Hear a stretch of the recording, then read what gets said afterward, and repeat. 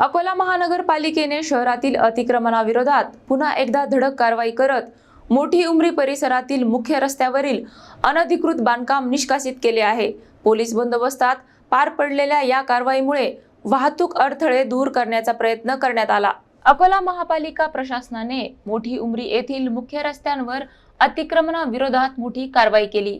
Holiday बारच्या बाजूला शामराव वाहुर वाघ यांनी मंजूर नकाशाच्या बाहेर जाऊन केलेले अनधिकृत बांधकाम तसेच रस्त्यावर करण्यात आलेले किरकोळ अतिक्रमण मनपा पथकाने पोलिसांच्या मदतीने हटविले। ही कारवाई महापालिका आयुक्त डॉक्टर सुनील लहाने, उपायुक्त विजय पारतवार आणि पूर्व झोनचे सहाय्यक आयुक्त राजेश सरप यांच्या मार्गदर्शनाखाली पार पडली। मुख्य रस्त्यावर वाढलेल्या अतिक्रमणामुळे वाहतुकीला अडथळा निर्माण होत असल्याने प्रशासनाने ही कारवाई हाती घेतल्याचे सांगितले। यावेळी सहाय्यक अतिक्रमण निर्मूलन अधिकारी चंद्रशेखर इंगळे, प्रवीण मिश्रा, पोलीस कर्मचारी आशिष खंडारे, स्नेहल जोगळेकर, मंगेश चुनावाला, कनिष्ठ अभियंता अक्षय बोर्डे, राहुल राऊत तसेच अतिक्रमण विभागाचे कर्मचारी उपस्थित होते।